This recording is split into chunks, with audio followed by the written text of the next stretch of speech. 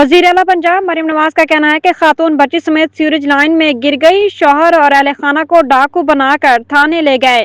ये पंजाब है जहां एक एक जान कीमती है। लाहौर वाक़े पर आला सतह के इजलास से खिताब करते हुए वजीर आला पंजाब मरीम नवाज ने कहा कि ये बहुत बड़ी मुजरिमाना गफलत है। डिप्टी कमिश्नर को फारिग करती हूँ। जहां भी गटर लाइन सीवरेज खुली होगी वहां के डिप्टी कमिश्नर को फारिग करती हूँ। कमिश्नर एमडी वासा डीजीएलडीए मुझे जवाब दें। कमिश्नर लाहौर एमडी वासा डीजीएलडीए को सजा मिलनी चाहिए। वज़ीर आज़म शहबाज शरीफ ने सनातों के लिए बिजली टैरिफ में 4.4 रुपए कमी का ऐलान कर दिया और कहा, मेरा बस चले तो टैरिफ में मजीद 10 रुपए कमी कर दूं। तफसीलात के मुताबिक वज़ीर आज़म शहबाज शरीफ ने मुल्क भर से आए हुए ताजरों और बरामद कुनंदगान से खिताब करते हुए हुकूमती अखराजात कम करने के लिए भरपूर कोशिशें हो रही हैं। आज मैं इंडस्ट्री के लिए टैरिफ में 4 रुपए 4 पैसे कमी का ऐलान कर रहा हूँ। मेरा बस चले तो टैरिफ में मजीद 10 रुपए कमी कर दूं, लेकिन हाथ बंधे हुए हैं।